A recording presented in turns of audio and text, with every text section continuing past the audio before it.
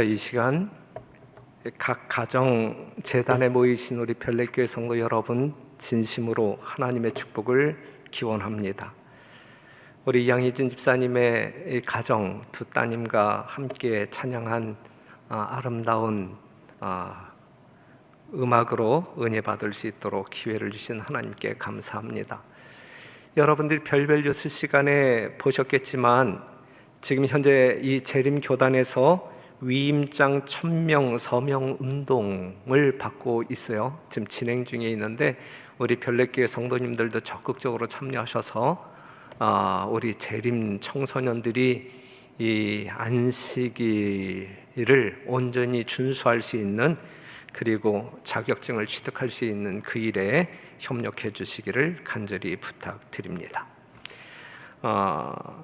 지금 비대면으로 예배를 드리고 있는데 혹시 가정에서 예배를 드리는 여러분들 중에 정말 이 교회 가지 아니하면 정말 이 마음이 깝깝하여 죽을 지경이다, 이제 이러한 심령을 갖고 계신 분들은 우리 진찬수 목사님에게 전화 주시면 선착순 10명까지는 안식일 날 이 교회에 출석할 수 있는 기회를 드리도록 하겠습니다. 안식일뿐만 아니라 화요일 저녁, 금요일 저녁 포함해서. 왜냐하면 비대면 예배가 진행되고 있지만 우리가 합법적으로 한 20명까지는 이 교회에서 예배 드릴 수 있는 그러한 기회가 주어지기 때문에 그렇습니다. 그러니까 진짜 견딜 수 없는 심령으로 이 교회 현장을 그리워하는 성도님들이 계시다고 하면 우리 진찬수 목사님에게 전화 주시면 선착순 10명에 한해서 이 교회 현장에 참여할 수 있는 기회를 드리도록 하겠습니다. 이전에 일어나지 아니한 이상기후 여러분들이 경험하고 있죠. 폭염, 폭우, 또 이 바이러스, 이러한 것으로 보게 될 때에 예수님이 정말 금방 오실 것 같습니다. 여러분들도 그렇게 생각하시죠? 이러한 상황 가운데에서 우리 주님께서 우리에게 주신 교훈은 일어나 머리를 들라 그랬거든요. 그런데 오늘 세상을 이렇게 내다보면 믿음이 경각되어져야 할 이 시점에 믿음이 경성하는 것이 아니라 오히려 더 강팍해지고 있고, 이 교인들의 숫자가 증가해야 할 그러한 환경임에도 불구하고 교인 수는 계속 감소하고 있는 역현상이 일어나고 있습니다.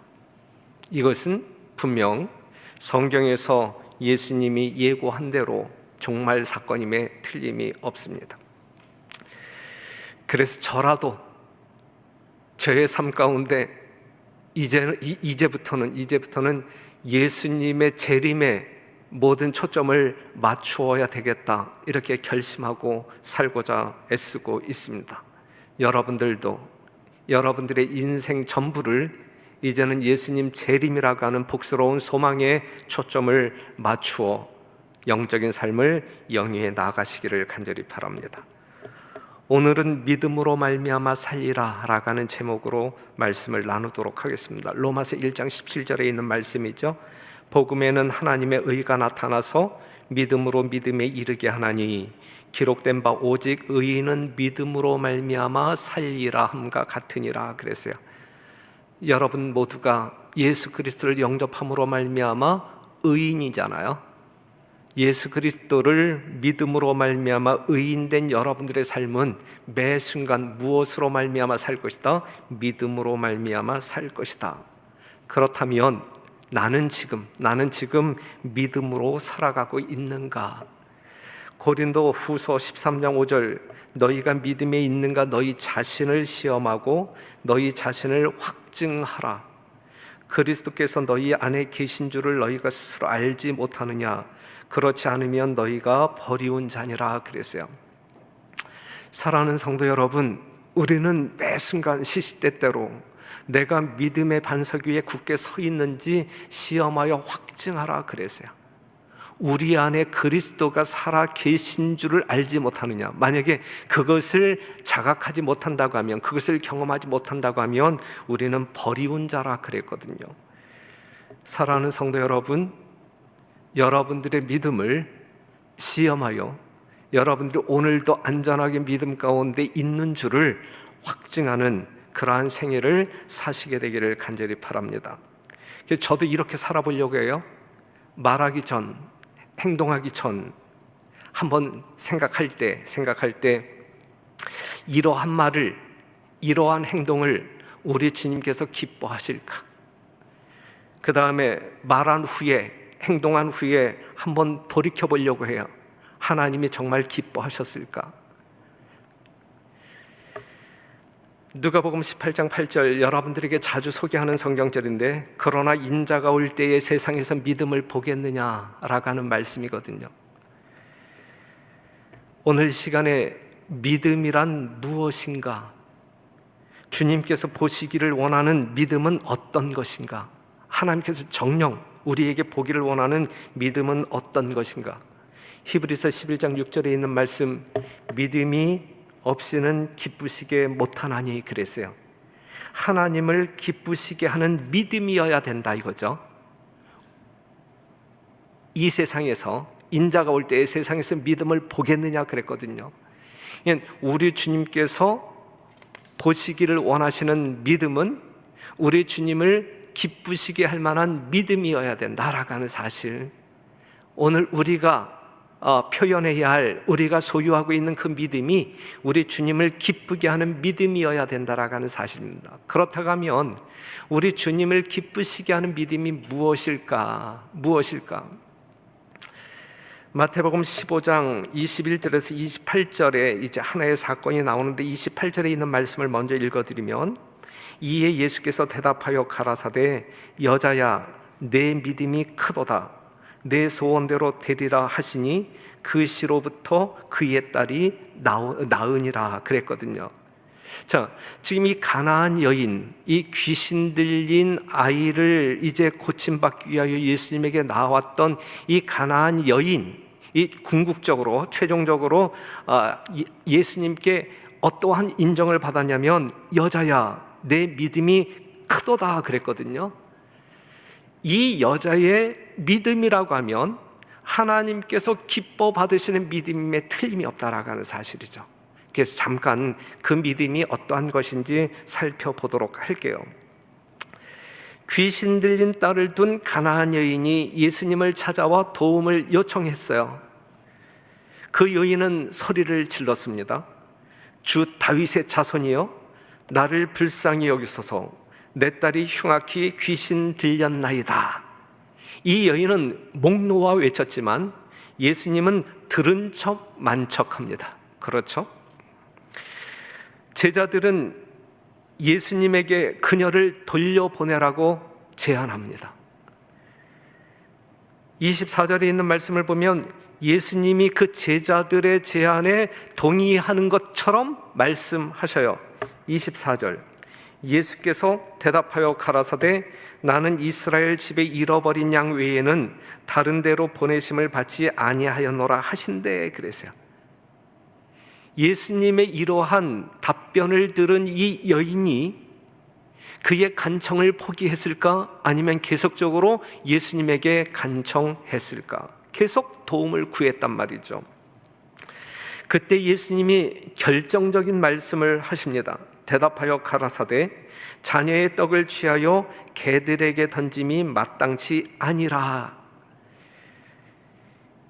만약에 여러분들이 누구에게 도움을 요청했는데 무시를 당하고 또 계속 간청했는데 모욕을 받아본 적이 있습니까? 또 개라고 불려본 적이 있습니까? 지금 이 여인은 그러한 대접을 받고 무시, 모욕, 아주 진짜 이 자존심이 크게 상할 수밖에 없는 그러한 상황 가운데 있어요. 포기하고 돌아갈 법도 한 그러한 상황을 그가 직면하게 됩니다. 하지만 그 여자가 예수님을 등지고 떠나갔습니까? 그렇지 않죠?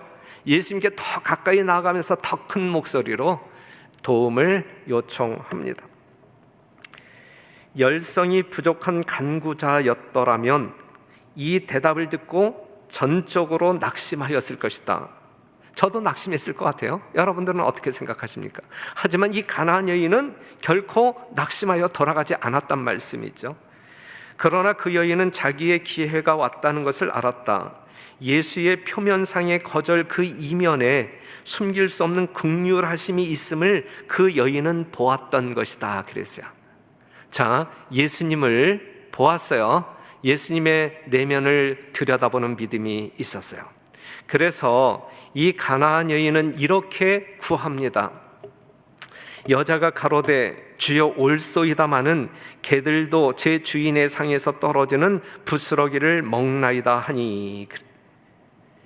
이 여자가 이렇게 이야기했을 때에 예수님은 크게 감동을 먹었어요. 큰 감동을 먹었어요. 그러면서 내 믿음이 진짜 크다, 내 소원대로 되리라 그랬을 때에 그 시로부터 그 가나안 여자의 딸이 나음을 입었다 이것이죠. 이것이 지금 그 마태복음 15장에 나와 있는 이야기의 전부입니다. 우리 예수님께서는 이 가나안 여인에게서 보고 싶었던 믿음을 보았어요, 못 보았어요? 보았다 이거죠. 정말 우리 주님께서 찾았던 그 믿음을 이 가나안 여인을 통하여 보았다 이거죠. 그렇다면 그 여인의 믿음이 어떠한 것이냐, 그 여인의 믿음이 어떠한 것이냐, 시대의 소망에 있는 말씀을 잠깐 소개하겠습니다. 그 여자는 그리스도의 거룩한 감화에 즉시로 굴복하고, 그리스도의 거룩한 감화에 즉시로 굴복하고 그랬어요. 예수님을 통하여 거룩한 감화를 받은 거예요. 예수님이 어떠한 존재인지 이미 안 거예요. 그렇죠? 예. 자기가 구하는 바 은총을 그가 능히 주시리라는 것을 전적으로 믿었다. 이게 신뢰예요. 예? 그리고 그 여인은 주인의 상에서 떨어지는 부스러기를 원하였다. 그 여자는 만일 한 마리의 개가 되는 특권을 얻을 수 있다면 그는 개로서의 취급을 기꺼이 감수할 것이다. 그 여자는 자신의 행동에 영향을 끼치는 민족적 신앙적 편견이나 교만이 없었으므로 즉시 예수를 구주로, 그리고 자기가 구한 것을 다 하실 수 있는 분으로 시인하였다 그랬어요. 이 여인은 예수님이 어떠한 존재인지 믿었고, 그 다음에 자신을 완전히 굴복시켰고, 그 예수님을 전적으로 의지하였다. 이것이 우리 주님께서 이 마지막 시대에 우리들을 통하여 보기 원하는 믿음이다 라고 하는 사실을 말하고 있습니다. 하나님이 바라시는 믿음은 신뢰입니다. 믿고 의지하는 것, 하나님의 지배에 모든 것을 굴복하는 신앙, 이 신앙을 우리 주님께서 우리 모두에게 원하신다라고 하는 사실을 기억하시고, 우리가 주님을 향하여 믿음으로 나아갈 때에 이러한 신뢰의 믿음을 가지고 나아가는 살아있는 성도들이 되어야 할 것입니다. 이것은 분명 사단이 가지고 있었던 믿음과 전혀 다른 그러한 성격의 믿음입니다. 여러분들이 아시는 바대로 마귀도 하나님을 믿는 자이잖아요. 그렇죠?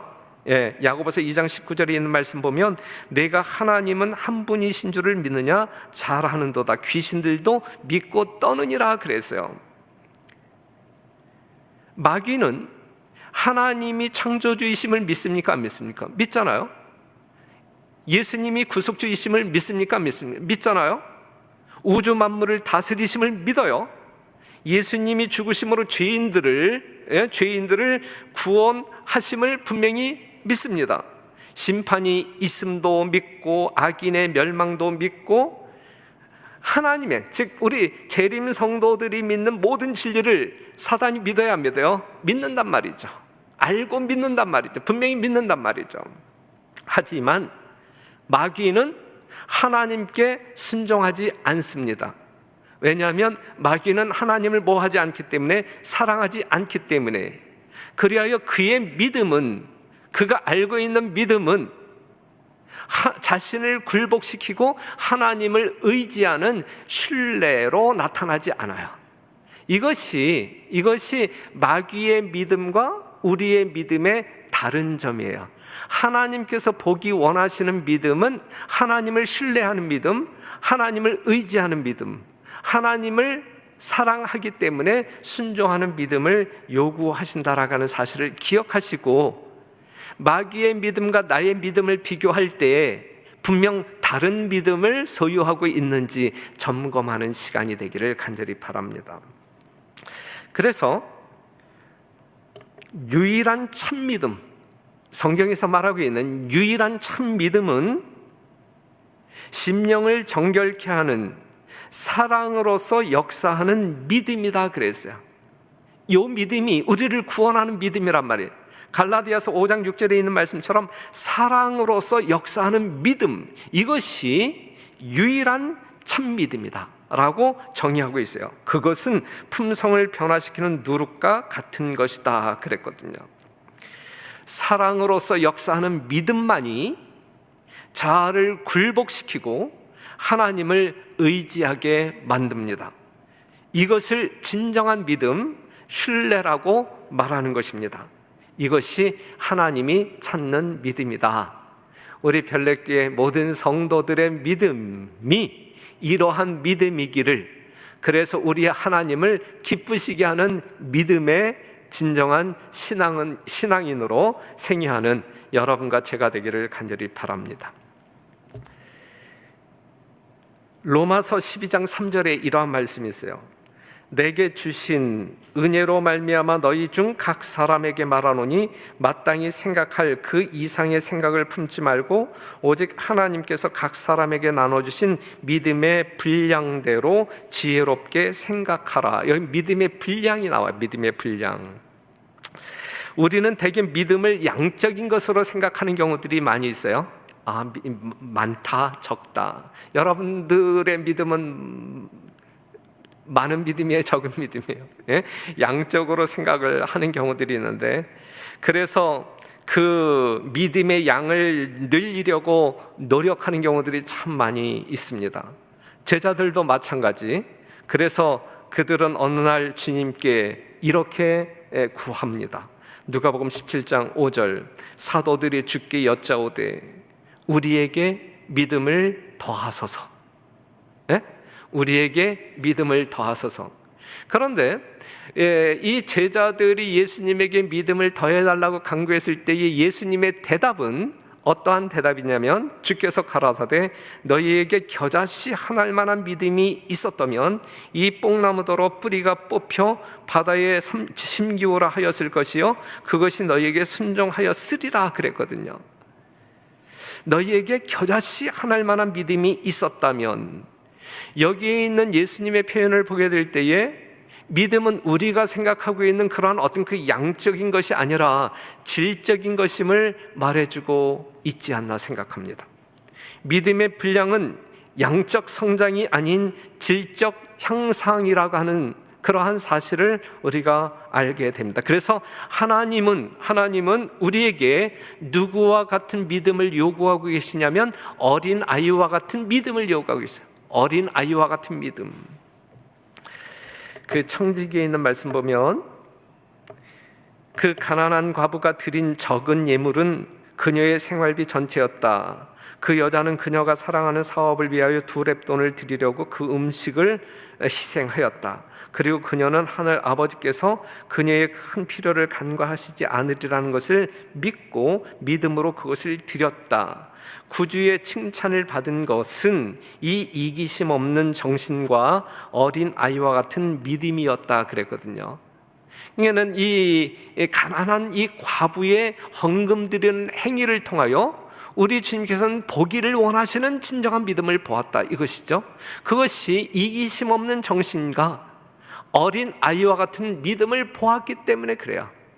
그래서 오늘 이 시대를 살아가고 있는 우리들에게 우리 하나님이 요구하는 믿음은 이 어린 아이와 같은 전적으로 순결한 마음을 가지고 하나님을 사랑하는 마음에 하나님의 사랑에 강건하심으로 말미암아 하나님을 전폭적으로 신뢰하여 의지하는 믿음을 우리 주님께서는 원하신다. 우리가 믿음을 고백하면서도 우리가 믿는 바를 우리의 삶 가운데 순종하지 아니한다고 하게 되면 그 믿음은 죽은 믿음이라고 이야기하고 있는 것이거든요. 그렇기 때문에 우리가 입으로 믿음을 공언할 때 그것이 우리의 삶 가운데서 행동으로 말하는 신앙, 이것이 하나님께서 원하시는 진정한 신앙이다라는 사실을 기억했으면 좋겠습니다. 마태복음 14장 31절, 예수께서 즉시 손을 내밀어 저를 붙잡으심에 가라사대 믿음이 적은 자여 왜 의심하였느냐 그랬어요. 이거는 베드로가 이 바닥, 물 위를 걷다가 이제 의심함으로 말미암아 이제 물속으로 가라앉을 때에 그를 구원하시면서 예수님께서 하신 말씀, 믿음이 적은 자여 왜 의심하였느냐 그랬거든요. 의심했다. 의심하는 베드로의 믿음을 적은 믿음이라고 표현한 거예요. 로마서 14장 23절 보게 되면 의심하고 먹는 자는 정죄되었나니 이는 믿음으로 쫓아 하지 아니한 연고라. 믿음으로 쫓아 하지 아니하는 모든 것이 죄니라 그랬거든요. 그러니까 우리의 믿음 가운데 의심이 섞여 있다고 하게 되면 그것은 불신이다. 그것은 죄로 정죄함을 받는 불신이다라고 성경은 말해주고 있어요. 마가복음 9장 22절, 귀신이 저를 죽이려고 불과 물에 자주 던졌나이다. 그러나 무엇을 할 수 있거든 우리를 불쌍히 여기사 도와주옵소서 그랬거든요.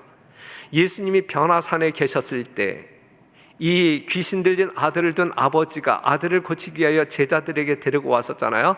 하지만 제자들이 고치지 못했잖아요. 예수님이 내려오셨잖아요. 그때 예수님께 달려가서 이 아버지가 이렇게 간청을 한 것이거든요. 그때 뭐라고 이야기했냐면 무엇을 하실 수 있거든 우리를 불쌍히 여기사 도와주옵소서 그랬어요. 이때에 예수님께서는 뭐라고 말씀하시냐면 할 수 있거든이 무슨 말이냐, 믿는 자에게는 능치 못하심이 없느니라 그랬거든요.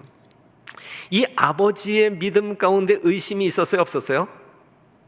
예? 할 수 있거든이라고 하는 말 가운데 의심이 있었어요, 없었어요? 있었단 말이에요. 그것을 우리 주님께서는 책망하십니다. 그래서 요한일서 5장 4절 보게 되면 대저 하나님께로서 난 자마다 세상을 이기느니라. 세상을 이긴 이김은 이것이니 우리의 믿음이니라 그랬는데, 여기서 세상을 이길 수 있는 그 믿음은 의심하지 않는, 우리 주님을 전적으로 신뢰하는, 그리하여 나 자신을 굴복시키고 하나님을 의지하는, 내어 맡기는 그러한 순종적인 믿음을 말하고 있어요. 이 마지막 시대에 정말 예수님의 재림이 심히 임박했다라는 그러한 경종을 울리는 사건이 일어나고 있는, 도처에 그러한 일들이 일어나고 있는 이때에 우리 주님께서는 우리들 중에, 여러분들 중에 진짜 믿음 보시기를 갈망하고 계시거든요. 우리 주님께서 보시기를 원하는 믿음이 지금 이야기하고 있는 이러한 믿음을 이야기하고 있는 것이거든요. 성도 여러분, 오늘 이 한식일 내가 정말 하나님을 믿는다고 고백하고 공언하는 사람인데 실제적으로 나의 믿음의 성격이 정말 하나님께서 원하시는 이러한 믿음인지 아닌지 한번 점검해 보시고, 만약에 내가 지금 믿고 있는 그 믿음이 올바른 믿음, 성경에서 하나님께서 원하시는 그 믿음이 아니라고 할 때에는 그 믿음의 실체를 우리가 연구하고 그 믿음을 소유하기 위하여 주님께 가까이 나아가야 할 것입니다. 디모데전서 6장 12절에 있는 말씀, 믿음의 선한 싸움을 싸우라, 영생을 취하라. 이를 위하여 내가 부르심을 받고 많은 증인 앞에서 선한 증거를 증거하였도다 그랬어요. 우리 주님께서는 여러분들에게 믿음의 선한 싸움을 싸워라, 그리고 영생을 쟁취하라 그랬어요. 예? 영생을 취하라. 믿음의 선한 싸움에서 승리할 때 우리는 영생을 얻을 수 있는 것이다 라고 말하고 있는 것이거든요. 그렇다면 믿음의 선한 싸움이 무엇일까? 지금 우리 믿음에 대해서 이 믿음에 대해서 이야기하고 있지만 지금 빙산의 일각을 지금 터치하고 있는 거예요. 수없이 많은 각도에서, 여러 각도에서 우리가 믿음에 대하여 이야기할 수 있지만 오늘은 이러한 범주 내에서 우리가 지금 믿음을 깊이 생각했으면 좋겠는데, 일단 믿음의 선한 싸움을 싸우라. 이 싸움에 승리할 때 우리는 영생을 취할 수 있다라고 권면하고 있어요. 그러면 우리가 좀 더 살펴보도록 하겠습니다. 믿음은 어떻게 생기는 것이냐? 하나님께서 보기 원하시는 그 믿음은 어떻게 생기는 것이냐?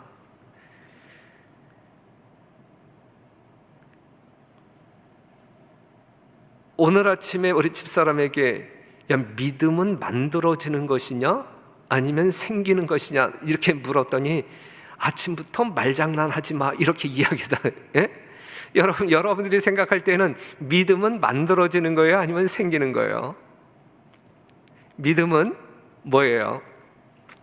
자, 로마서 10장 17절에 있는 말씀 보면 그러므로 믿음은 들음에서 나며 들음은 그리스도의 말씀으로 말미암느니라 그랬어요. 자, 믿음은 하나님의 말씀을 들을 때 생성됩니다. 그렇죠?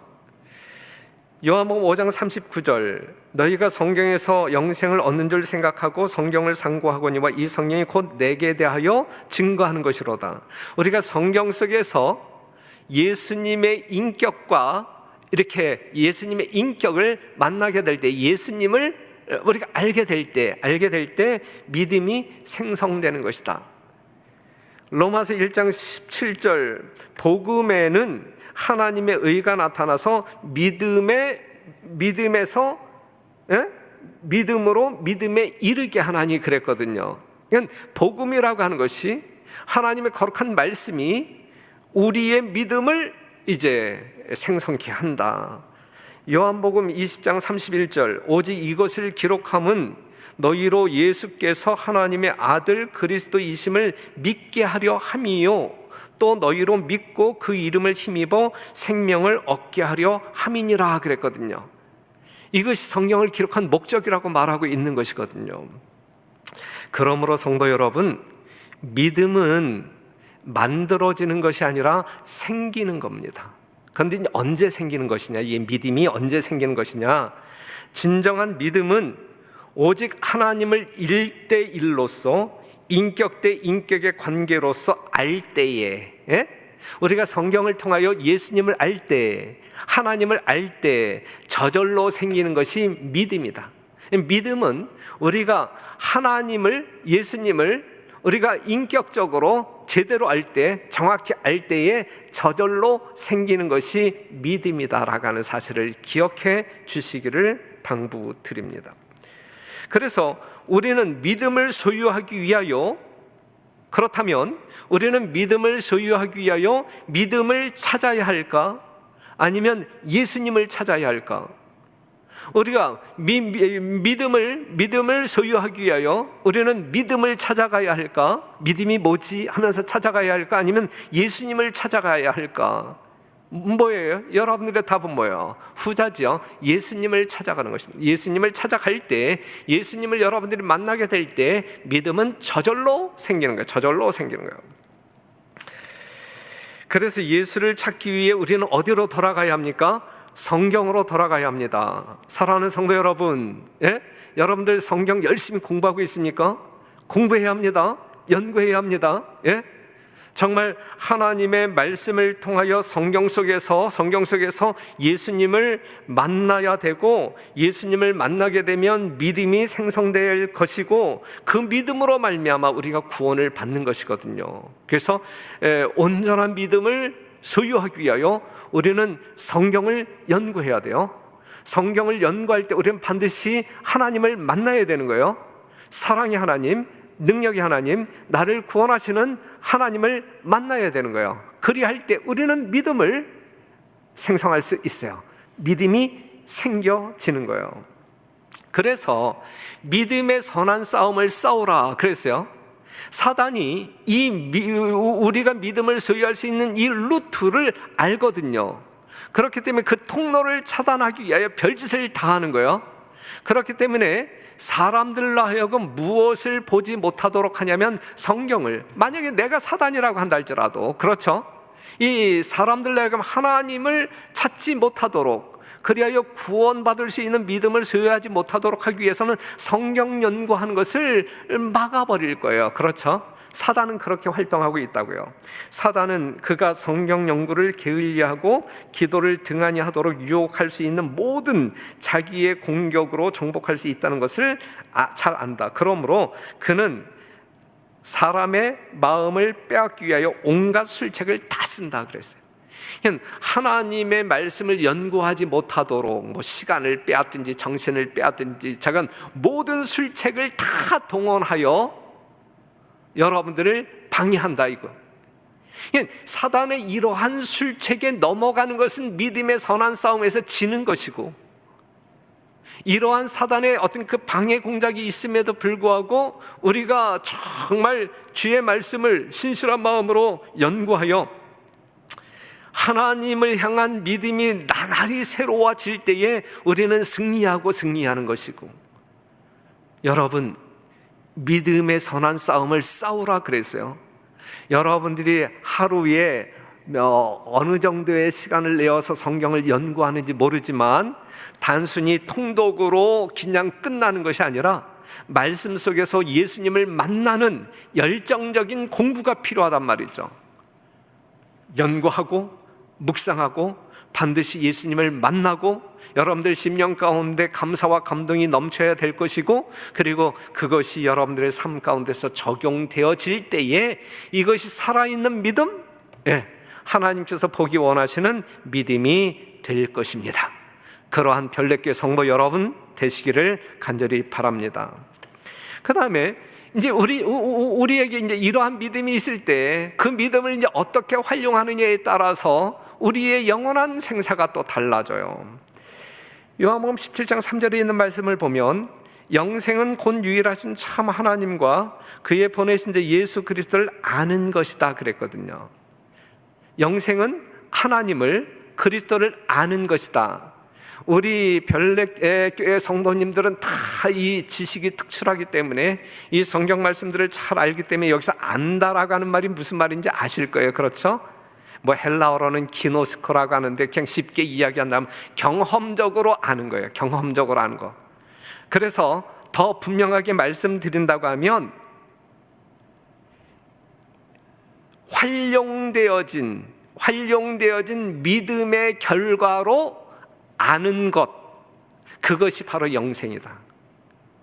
그냥 이론적으로 아는 것이 아니라 뭔가 이 경험적으로 아는 것이 영생이라 그랬는데, 우리가 소유한, 우리에게 생성되어진, 우리에게 생겨난 그 믿음을 활용함으로 말미암아 더 뚜렷하게 알게 된 하나님 그리스도, 이것을 말하고 있는 거란 말이죠. 자, 보세요. 우리가 죄를 회개할 때에 그리스도께서 우리를 받아주시고 용서해 주실 것을 믿어야 한다 그랬어요. 믿잖아요. 믿음은 하나님의 선물이다 그랬어요. 믿음은 우리가 주체가 되어서 만들어내는 것이 아니란 말이에요. 받는 거예요. 생기는 거예요. 하나님께서 주실 때 우리의 심령 가운데 생기는 거예요. 생기는 거. 그래서 믿음은 하나님의 선물이다 그래서 하나님의 선물. 그런데 믿음은 하나님의 선물이지만 믿음을 행사하는 능력은 우리의 것이다 그랬어요. 하나님께서 우리에게 믿음을 주신단 말이에요. 그런데 그 믿음을 행사하는 능력은 우리의 것이라, 우리가 하지 아니하면 안 된단 말이죠. 믿음을 행사하는 것은 우리의 것이다. 믿음은 영원히 하나님께서 제공하시는 은혜와 자비를 붙잡는 손이다 그랬어요. 그래서 믿음으로 하나님께서 은혜로 주시는 구원을 붙잡을 때 그것이 내 것이 될 수 있는 것이고, 하나님의 능력을 붙잡을 때 그것이 내 것이 될 수 있는 것이고, 그렇단 말이죠. 이해가 되십니까, 성도 여러분? 오늘은 정말 어떤 그 믿음이라고 하는 문제를 조금 한 부분, 정말 작은 부분에서 우리가 한번 묵상하고 있는데, 믿음은 하나님께서 주신 선물이다. 우리가 그리스도를 알게 될 때에 저절로 생겨나는 것이 믿음이다. 그런데 이러한 믿음이 나에게 있을 때 그 믿음을 활용하는 삶이 신앙 생활이다. 그 믿음을 활용하며 사는 내 삶 속에서 나에게 생겨난 믿음을 활용하는 것이 신앙 생활이다라고 하는 사실을 기억하셔야 된다는 말씀이죠.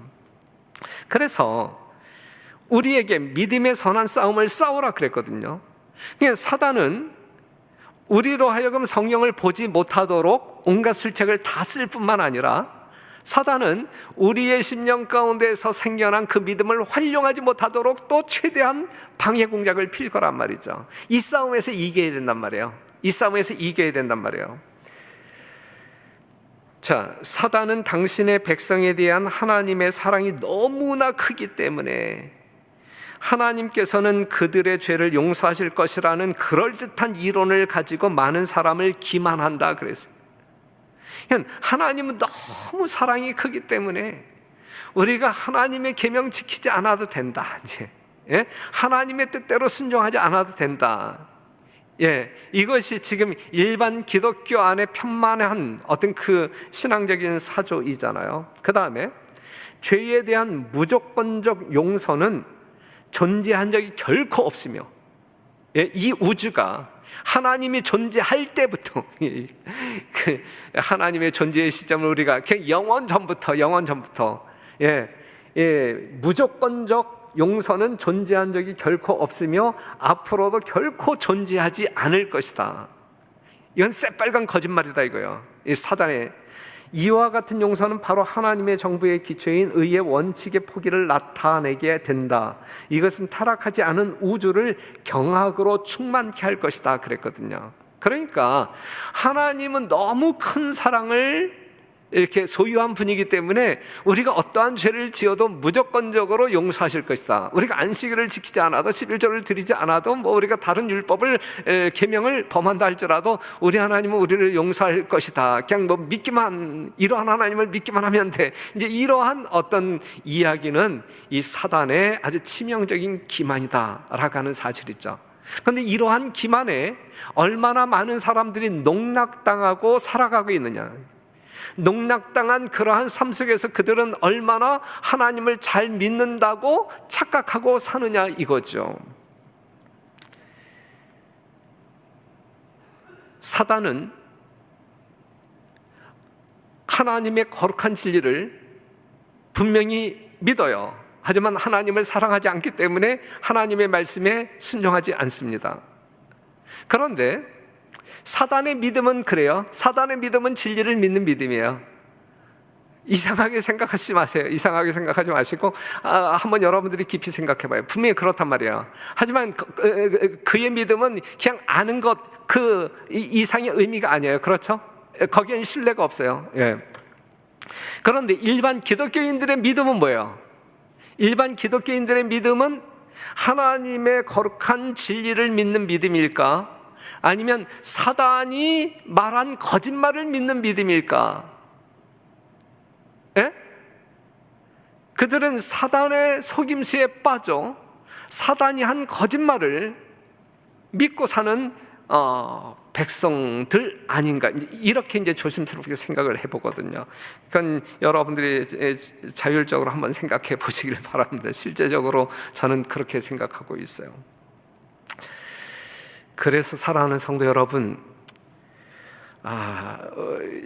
이 시대가 이러한 상황 가운데에서 우리 별내교회 성도님들은 다시 한번 내가 믿음으로 말미암아 살아야 할 하나님의 백성인데 진짜 나의 믿음이 진정한 믿음인가?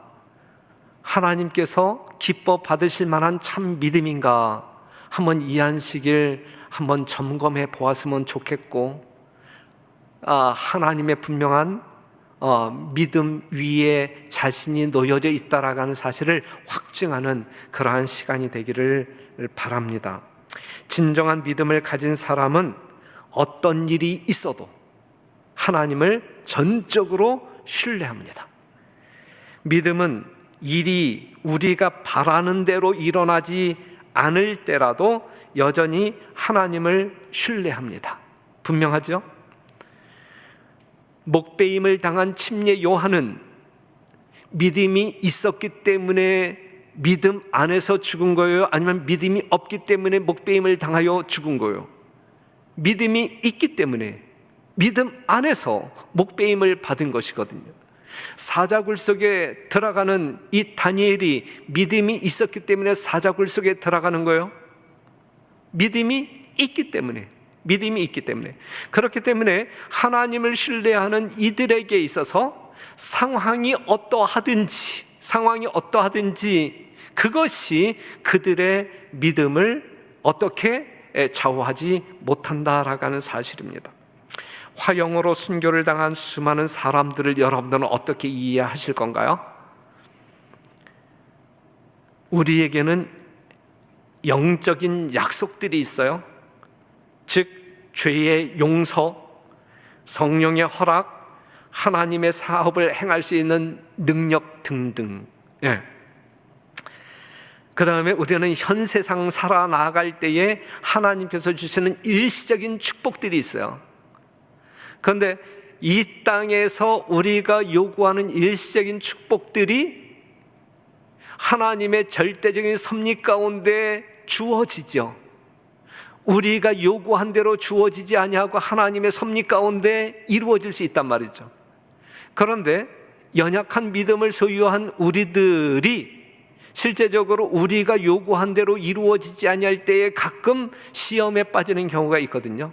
하지만 진정한 믿음의 소유자는, 하나님을 전적으로 신뢰하는 사람들은 그러한 상황일지라도 시험받지 않는다 이거죠. 내가 죽음 앞에 놓인다 할지라도, 내가 멀쩡하게 살다가 어떠한 이 불의의 사고를 당한다 할지라도, 내가 정말 건강법칙을 잘 지켜왔음에도 불구하고 내가 암 판정을 받는다 할지라도 그러한 것 때문에 하나님의 존재를 의심하거나 하나님의 능력을 의심하거나 하나님께서 베푸시는 이 구원의 약속을 의심하거나 결코 흔들림 없다 이것이죠. 그렇기 때문에 오늘 믿음이라고 하는 주제를 가지고 의인은 오직 믿음으로 말미암아 살리라, 이 말씀을 여러분들 심령 가운데 각인시켜 드리는 이유는 우리에게 어떠한 일이 일어날지 모르지만 오늘 이 순간 여러분들의 믿음은 견고한 토대 위에 굳게 서 있어야 된다라고 하는 사실입니다. 그리할 때에 우리는 세상을 이길 수 있는 담대한 사람들이, 성도들이 될 수 있고, 필연코 우리는 영적인 승리를 쟁취하게 될 것입니다. 우리는 하나님께서 당신의 말씀을 성취시키는지의 여부를 입증하기 위해서가 아니라 그가 그 말씀을 성취시킬 것이기 때문에 간구해야 한다. 그가 우리를 사랑하시는지를 입증하기 위해서가 아니라 그가 우리를 사랑하시기 때문에 간구해야 한다 그랬어요.